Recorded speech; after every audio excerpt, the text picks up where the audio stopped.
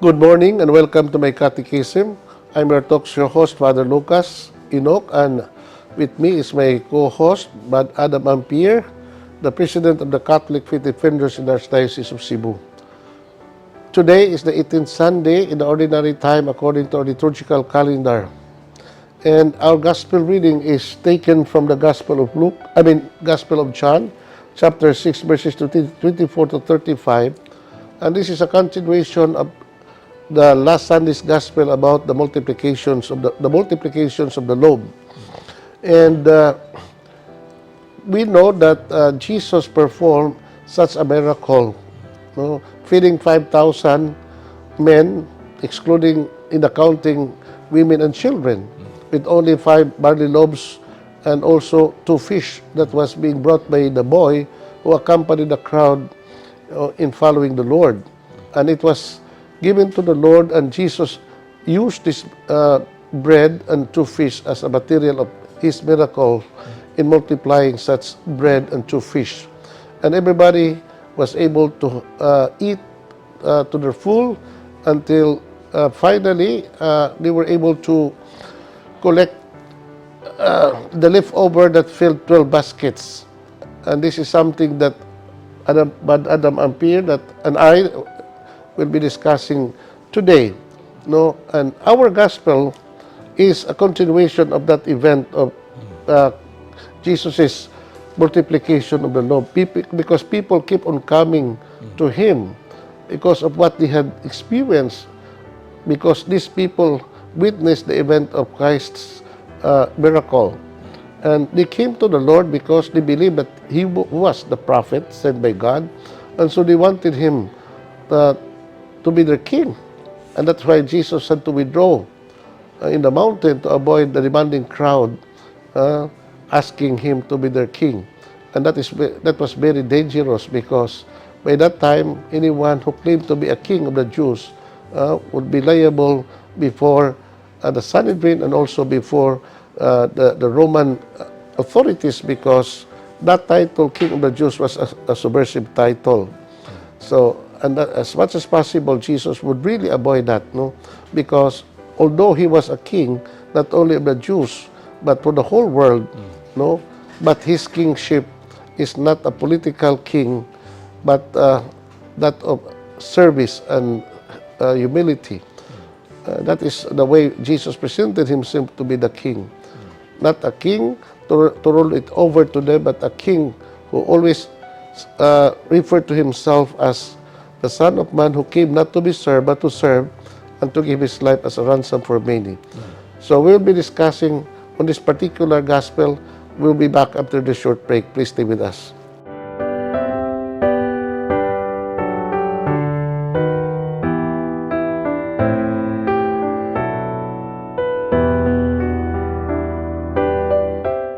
Thank you for staying with us. May buntag, Brad Adam. May buntag, Father. May buntag sa itong mga viewers.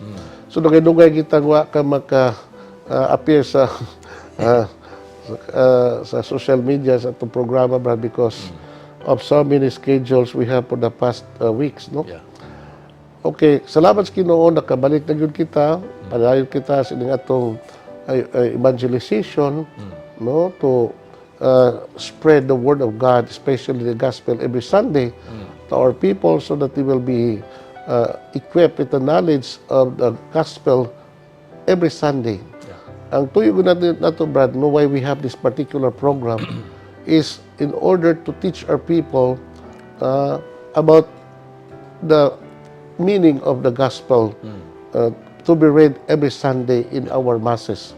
Aron nga, the moment they will attend mass, makadungog sila sa ebanghelyo nga gibasa sa pari o sa diakono, they already have what we call a sufficient knowledge on the gospel on that particular Sunday. Yeah. So it would not be very difficult for these people to comprehend the message of the gospel, because we already discussed that in our episode every Sunday. Correct. So, nahibaw ko, Brad, nga daghan kay itang magkalihukan, atong simbahan is very busy because of so many events that took place during these past days.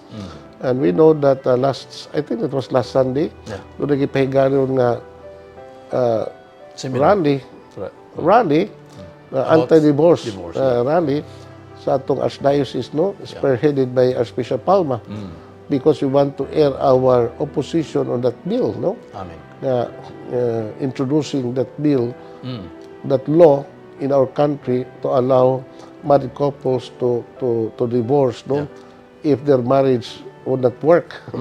So, Brad, no, ang usas mga rason, mauning nga, kita na lang kunos di mo kalimutan Ang why ang divorce law. why divorce law, Yeah. and also the Vatican.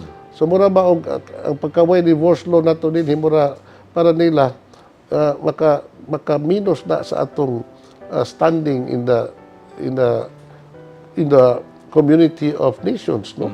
When in fact we should be proud about that, because we will be able to stand on our principle on the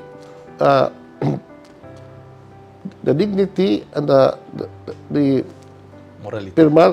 the permanence of marriage, but no. Yeah, correct. So it's enshrined in our constitution that marriage should be protected, no, as a sacrament, no.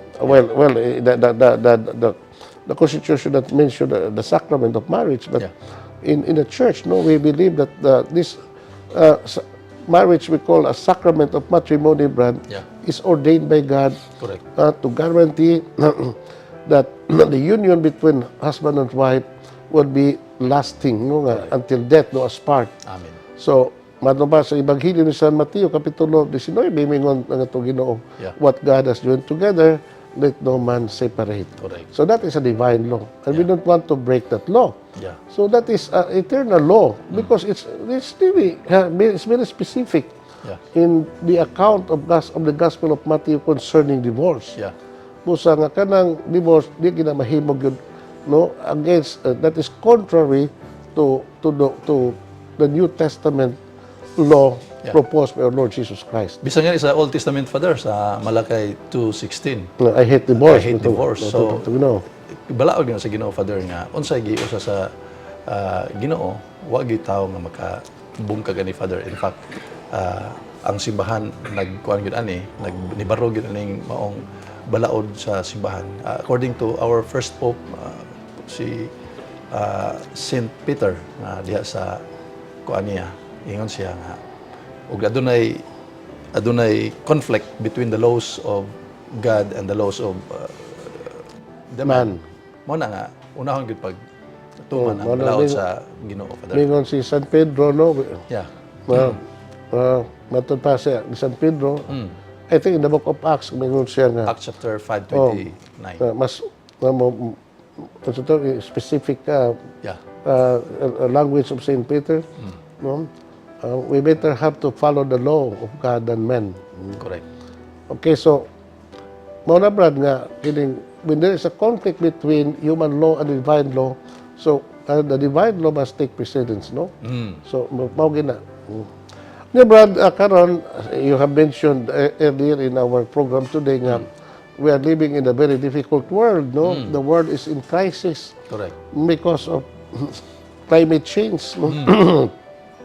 Daghana kay mga pakitabo recently, bro, for the past days we experienced flash floods sa ato sa Cebu, and especially in Manila for the past several days, no.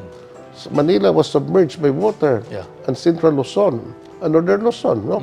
And also in other parts of the world, China in particular, they also experienced severe flooding, and also in the Middle East, no, in Dubai and in Qatar, no. Di magyud sila magdisog ng wano na dapitan karon hinuon gibaha na hinuon na sila. Very kay na sila unusual and unexpected kay na in that particular part of the world, in the Middle East. Dili ka na mga sign so this is what we call one of the effects of the climate change. So it's a wake-up call for all of us to take care of our environment, no, nga mitigate ang consequences sa climate change, no. Pero katong nahitabo sa Olympics, Padre, nga ang ilang introduction more mag-against the lagi na sa opening sa program sa Olympics in Paris of France, no. So usa ka to ka dakong para mas tamas sa atong relihiyon, especially on the Last Supper, because they presented It's like a parody but nga ilang mimic ang Lord's Supper sa itong Ginoo sa ibang tinunan. Nga mura na hinuon og devilish kayo ang ilang presentation. So it's a mockery of our faith, of our religion, of what the Bible teaches. Mao na nga it's good, Brad. Para na po nuno na positive effects because when France saw what happened in the opening of the Olympic Games in Paris, the people, the Catholics reacted and they gathered in a big crowd praying the rosary, praying to God. So at least magnamatay. There must be something positive na epekto sa maong gibuhat na napukaw ang pagtuo sa mga French people that enough is enough. So this is something unacceptable. So they have to respond, but the way they responded to that event is not by violence but by prayer. That is a very positive thing. Ilang gibuhat, Brad. Okay, so nakakay mga problema sa itong kalibutan. The war between Russia and Ukraine, magpadayon gihapon. We have here a problem in the West Philippine Sea, in the East Philippine Sea, East China Sea, the South China Sea, or the West Philippine Sea. So the world today, karon Brad, naata sa bungaw, sa katalagman that if we are not careful, if we don't pray, if there would be no change of heart, if there would be no conversion, so things might get worse, no? Mo na kinahanglan nga mag-ampo kita nga we have to we in the Philippines, that is inscribed in our constitution. The Philippines renounces war as instrument of national policy. That is very clear. So, pero when we are attacked, but kung panalitan, doon ay mga aggression nga mahitabo, invasion or aggression, whatever. So, we also have the right to defend, no? Correct. Di na punta nga magpatara na rasanta, no? So, it's our Christian duty also to defend what is ours, our right to exist, to defend our sovereignty, to defend our freedom. Correct. And this is something that we also have to, remind our people that the way to respond to this crisis, is not by way of violence, but always follow the path of peace. According to the gospel. Karon, we will break sa takadiyot, Brad. We'll be back. Human ining atong short break. Please stay with us.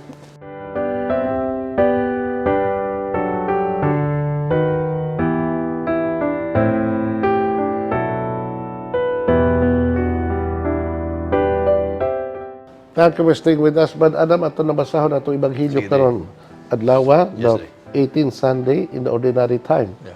The Lord be with you. And with your spirit. A reading from the Holy Gospel according to John. Glory to you, O Lord. When the crowd saw that neither Jesus nor his disciples were there, they themselves got into the boats and came to Capernaum looking for Jesus. And when they found him across the sea, they said to him, Rabbi, when did you get here? Jesus answered them and said, Amen, amen, I say to you, you are looking for me not because you saw signs, but because you ate the loaves and were filled. Do not work for food that perishes, but for food that endures for eternal life, which the Son of Man will give you. For on him the Father, God the Father, has set his seal. So they said to him, what can we do to accomplish the works of God? Jesus answered and said to them, this is the work of God, that you believe in the one he sent. So they said to him, what sign can you do, that we may see and believe in you? What can you do? Our ancestors ate manna in the desert, as it is written, he gave them bread from heaven to eat. So Jesus said to them, Amen, amen, I say to you, it was not Moses who gave the bread from heaven. My Father gives you the true bread from heaven. For the bread of God is that which comes down from heaven and gives life to the world.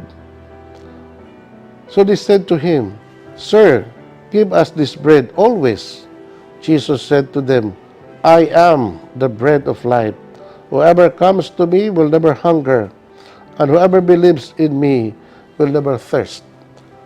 The Gospel of the Lord. Praise to you, Lord Jesus Christ. Okay, Brad Adam, na mao ni ang istorya sa itong Ebanghelyo. Kahuman makakaon ang mga tao, mga busog, unya, ang atong Ginoo, yang manduan ang mga tinunan niya nga tiguma ang mga salin. Salin. Sa laktong pagkasulti, Brad, nga, kita ba dito magkusik-kusik sa mga grasya nato. Gracia. Kaya kita, we are living in a world, itawag nila wasted world, no? The wastages, no? The culture of wastedness, no? Kung sa manabuti pa sa mga Brad, kanabang atong kinaya mga dili kay nato kanabang tigumon unsay mga leftover bitaw. Kuan kita Sayangan lang kay. no? Sayang kay no? So many Kapsangan. food in some developed countries, Brad, no, are dumped into the ocean nga wala na magamit, no, wala na makaos mga tao kay wala rati na kaayo. Nga naman na is a sign of wastages, Brad, no. Kuan kayo ba kanang wa kay na nato pagtigom ba, no? Nga there are a lot of people in the other parts of the world who are dying because of hunger. Correct. Ang problema sa kalibutan, no, Brad, is not because walay pagkaon. There's so much food. Yeah. The problem is there is maldistribution of the wealth of this nation, the abundance of this nation, no? Na wag yun nato ma-distributed equally sa atong katawhan. There are countries who have much in life. And there are a lot of countries, Brad, no, who have very less of the resources, including food. Yeah. Mao na karon, Brad, no, unta man ba kadang ato unta kay problema sa kawadon o kagutom, Brad, no, di mag yung tani mahitabo kung unta ang mga tao, number one, matrabaho. Ikaduha po nga ang mga tao ang magpakambit usab sa usay naa nila, especially those who have more should share with those who have less in life. So nakadaot, Brad, ano na mag-ingon daghan mga bukayas kalibutan. No naman ang netabo gud na the majority of the world's resources, Brad, the wealth of the world karon, no, including food, are concentrated to a very small percentage of the world population. No? At least tingnan mga 10% or less. Something like that. Mao na nga. Kada bang kusik-kusik. Usik-usik ito eh. Nga naman, ay mga sa kuan, Brad, restaurant, tanaw ta diha. Bitaw tinaw di. Oh. Na mangaon na sila, order na lang mga pagkaon, gamay na lang kanon, paglabay na na, Brad, no? Well, in fact, so daghang mga to sa kalibutan. Bisa this ato, Brad, there are a lot of people who are suffering because of hunger, Brad. No? Nga, neto miyaging simbahan na, Brad, dito ko sa Pasil. Kaya ako, batang Pasil maging kugod. No? Kaya I grew up in Pasil. Nga, di ba ako kung saan ang ugarahan niya before. Karon Pasil is different than the Pasil before. Karon ang Pasil is become affluent na. Na, nga, matoy ko dito, Brad, kaon ta ng mga Bisay ang pagkaon, dinarang, uban pa diha. Kana mga seafoods. Seafoods. Now, when I was waiting, there were 7 young children by ages, mga 8 to 10. Mga malnourished kayo. Nga, nagpaat pag taon na nagpaabot kanong sa abang human kung mukhaon kay mingon, sir, kung na kay sobra, sir, amo na lang ang kanon, sir. So, wa ko panayos ko pagkaon, Brad, ko, kaya nga man eh, kakaon mo din dong. Sus, mag-i-attack mo. Wala kita isa nagkaon for 2 days ko, no? Sus, piti nakakaon na, Brad. Sus, marang gilanay akong kasing-kasing. Muna, tabo nga akong i-order ka. Ako nga nalap. Kaon mo. Anak, bisang pinay yung mga kaon na. Pa-order na akong kanon, sunan na. Sus, piti na nakakaon. Asang inyong ginikanan? Wala namin ginikanan. Pasanda naman kami. Nagbulag magpapa. Ang usadak, akong May sulit to sila tanan di. Dili, lain sila. Ay mo nagpuy, sa may pinuyanan. So, homeless, hungry, no? Children are roaming the city. O ito nga, natandong akong kasing-kasing, Brad, no? So, mao ni ang reality sa itong katilingban, Brad, no? So, we think that we have so many rich families. We have people in Cebu are rich. Cebu is a rich city, a rich province, but a lot of people who are also suffering even from material food.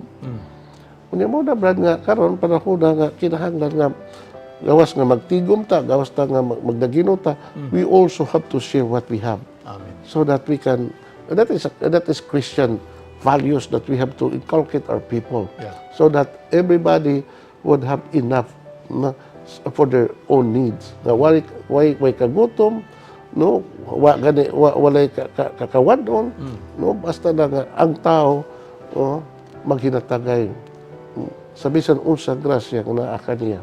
Sa ito pa man yung message sa Juan Padre sa gospel, ang katong paghipo sa dosi ka Dosi ka bukag. kabuka pa din kayo nya out of 5 loaves lang sa kuan. So that means to say, Father, nga aduna gyoy blessing, aduna gyoy milagro naghimo sa Ginoo, pero dili usikan. Nga kay kining blessing, Father, if we are going to kuan murag baliwa lang nato, murag ang Ginoo pod murag magdumili na pod paghatag siya mga panalangin, mga blessings niya kay baliwa man lang sa mga katawhan.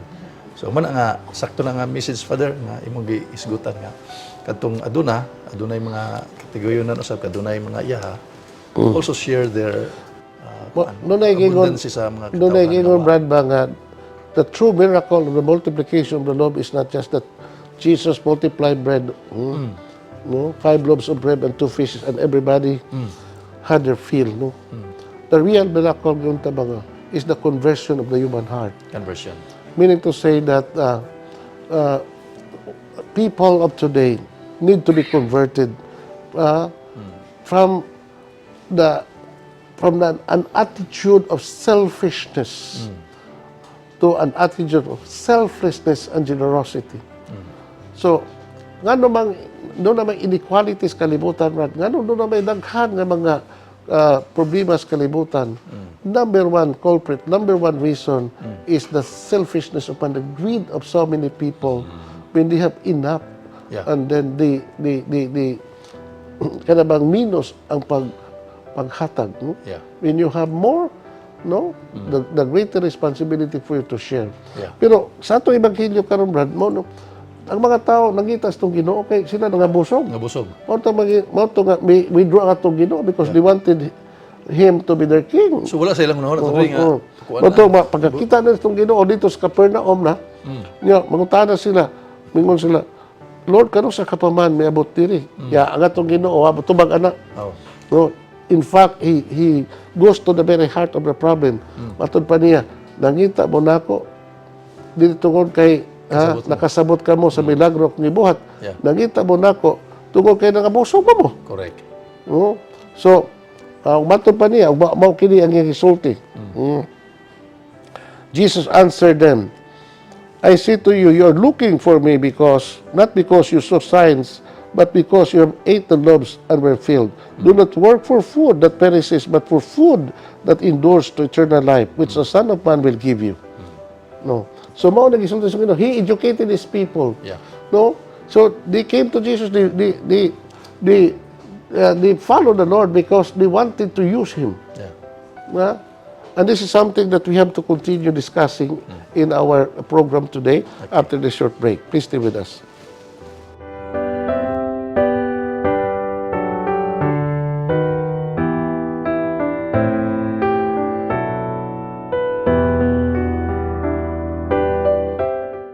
Thank you for staying with us. Brad Adam, ano na atong ebanghelyo karon? Yes.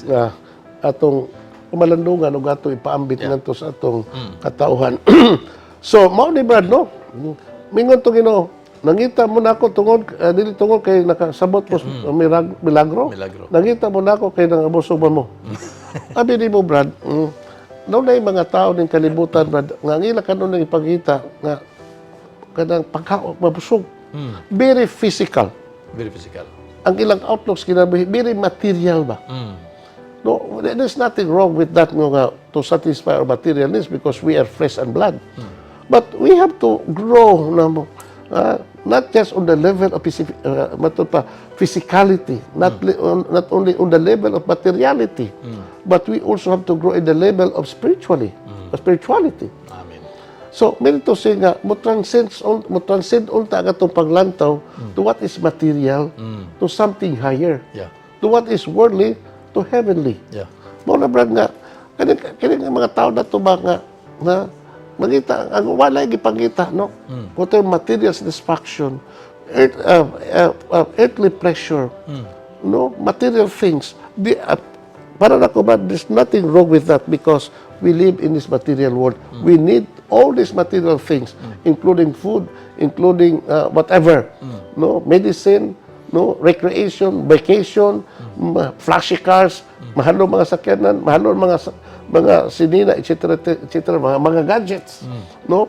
We are addicted to that, Brad, no? Yeah. Because for some people, Brad, this is the only thing in life. When in fact, this is not just the only thing in this life, but is something more. Unsa man, no? Kanang pagkaon, dili lamang pagkaon nga makatagbaw sa lawas, kundi sa pagkaon nga makatagbaw sa kalag. Amen. Things that would lead us to eternity, things that would lead us to a higher level of our life, na nga we grow not only in body but also in our life in spirit. Yeah. So ikaw, Brad? Correct, Father. Tungod kay maunay focus sa mga katawhan ang material or kanino to mga physical nga mga kinahanglan, Father. Nakalimtan ba taligaman ang kinini ang spiritual things, especially sa tagsa labi na sa nato mga Katoliko, Father, nga more than this atong pangitaon kadtog yung makakuha na to, no? Makahatod na to ngadto sa gingharian sa langit. The spiritual nga pagkaon, Father, kay matud pa ni San Pablo sa 1 Timothy chapter 5, no? Matud pa 4:8. Matud pa niya, it is not only in our physical but also more in spiritual. So mana as a children of God, ningkamot po ta, Father, sa ato ang tagsa-tagsa sa kugi sa pagpangita sa atong espirituhan ng mga pagkaon, because Saint Paul, according to him, diya sa Ephesians chapter 2 verse 12, work out your salvation with fear and trembling. So sa ito pa, naging participation na ito, Father, as far as salvation of our soul is concerned. Okay, Brad. So mauni karon, Brad, na there is now a dialogue, interaction between the crowd and Jesus himself, no? So, mingon to Ginoo, do not work for food that perishes, but for food that endures for eternal life. So they said to him, what can we do to accomplish the works of God? Jesus said, this is the work of God, that you believe in one whom He sent. Yeah. So, mingon ang mga tao, kung mao ka na, we have to believe in you. No? What signs, no, imong pagabuhaton, no, from above, that we believe in what you said. Yeah. No? That you are being sent by God.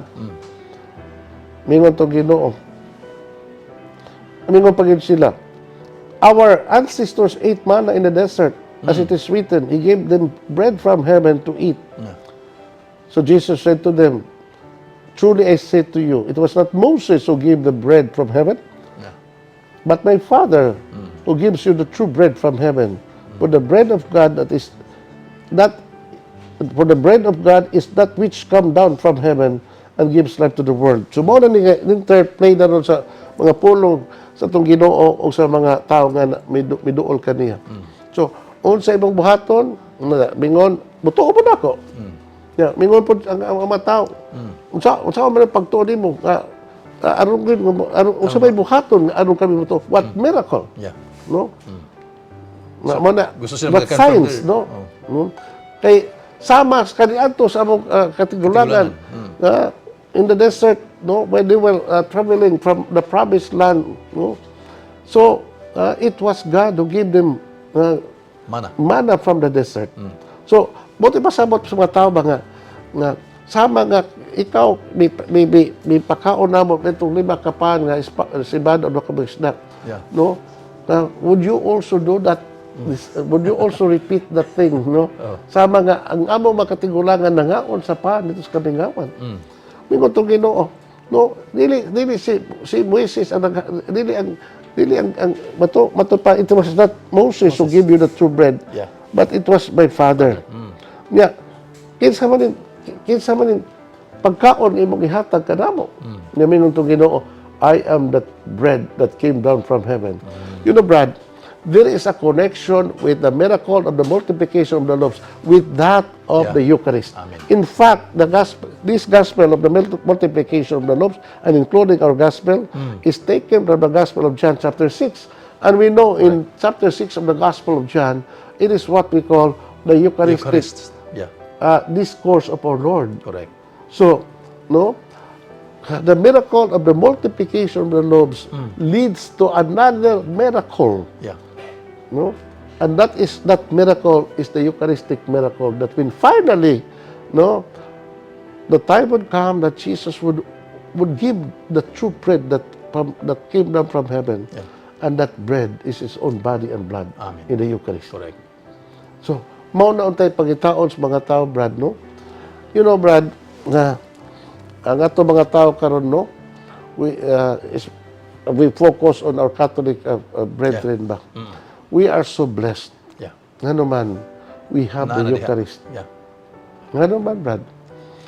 No, you cannot find Eucharist in other religion. Of course, the Orthodox, they also have the Eucharist because they have the valid sacraments. But only in the Catholic Church that we have the Eucharist. Amen. Nya, kita, Brad, ba? Kita ba Katoliko, kuwang kita o pagtuo sa Eucharistia. Kuwang kita appreciation din na maong gift of the Eucharist, the bread of heaven, which is the true body and blood of our Lord. Yeah. Nga naman, kada bitaw magbisa ko, Brad, no? In a chapel, in the office, and even the church, Brad. Yeah. No? So it pains my heart, no, to offer, to give the Eucharist, but ubang mga tao di lang yun. Passive lang yun. Very Indifferent. passive, very indifferent. No? Hunta nga, no, nanggasag yata ng Ginoo. Correct. Nadidig yung pahimos. Nga naman, Brad, unsa may rason, nga namang very indifferent na ito mga tao. Lack of understanding Yeah. of what the Eucharist is. Correct. Lack of knowledge of what the Eucharist is. Yeah. Lack of appreciation of the magnitude of this great sacrament. Correct. Nagibilin sa itong Ginoo. Ano kita makabaton o kinabuhin panay katapusan. Mabito na, Brad, no? Nga, ako sulti sa mga tao ba? Been talking about the Eucharist ba? Yeah. Nga, dito ko no sa impyerno, Brad. Nahiskot ang impyerno. No? Daghang pong mga Katoliko nga tuwa dito sa impyerno, Brad. Unya, ang ila ditong pag-antos, Brad, is not because they suffered nga tungod sa kainit sa kalayo, Brad. Ang ilang dakong kasakit sa pagmahay. No? Ang ilang pagtuaw, Brad, day and night without ceasing, Brad, no? Is lamentation. Yeah. Sa pagmahay. Unsa may ilang pagmahay, Brad? Yeah. Lamentation of regret, matod pa nila.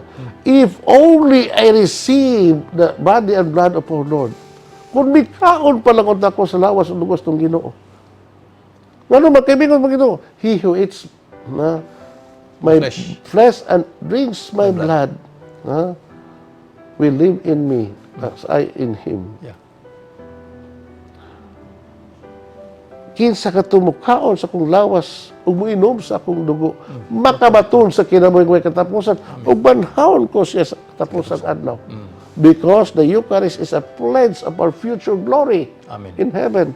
The pledge of our future resurrection. Yeah. So, ang mukhaon nining pad ug moinom sa akong dugo, no, makabaton og kinabuhi katapusan. Yeah. Mao na ang mga impyerno, ang mga anak to sa impyerno, ang Katoliko Nagmahay bingon. yun. Sus! Uni kaon pa lang tako. Labi na Brad. Kadang dakong pagmahay, Brad, mga Katoliko, nga may impyerno. Mao to mga Katoliko, nga nagpuyo dool simbahan. Okay. Nga naman, kay kana mga tawhana, no, di mo simba. Di ba simba? Kasagaras, manima ang mga lagyo. Mayngan mo silingan na bitaw. Mao na. Naaraman na ito sa utugmaran. Ganun, wabang ko, may kalawat. Bitaw. Daghang yun na di. So, may nga po bang, if only I receive the body and blood of Jesus Christ, no? If only I went to to the sacrament of confession, etc., etc. Pero wahi na kayo diri. That is why we Catholics, we are so blessed. But nga naman, we have the sacrament, we have the Eucharist, we have the church, we have the Word of God, we have all the means for us to be saved. And yet, we are indifferent in our attitude towards our religion. Kaya kung mamatay, dito sa Impyerno. impyerno, paunay kitawag o pagmahay. Pagmahay. The lamentation of regret. So mao na Brad no ka ang ato ebanghelyo karon no naghatag ka nato og pagtulunan tong Ginoo. Naunta nga ang atong level of understanding about our faith would grow not only in the level of materiality to the level of spirituality, Brad. Amen. No? Nga di lang kaya katong unahunas mga tao Brad pagkaon pagtagbaw silang tawhanon, Material lawas things. nun nga pangapanginahanglan, the craving of the flesh. But less kayo ang atong pangita sa mga butang Espiritual. that would enrich our spiritual life, Yeah. that would make us grow in our faith. So, karon Brad, mao na nga naman kata karon, ining ato ebanghelyo, hinautunta nga atong mga tao ma-aware unta of the greatest gift that God has given to us. And that gift is His own body and blood. Amen. So, salamat kay Brad. Unya karon itong panalaginan itong katawhan ha. Ang Ginoo malaka ninyo. Manausap ka. Nalangin kayong Diyos ngam sa tanan, Amahan, Anak, o Espiritu Santo. Amen. Amen. Salamat o mayong adlaw. Praise the Lord. Hallelujah.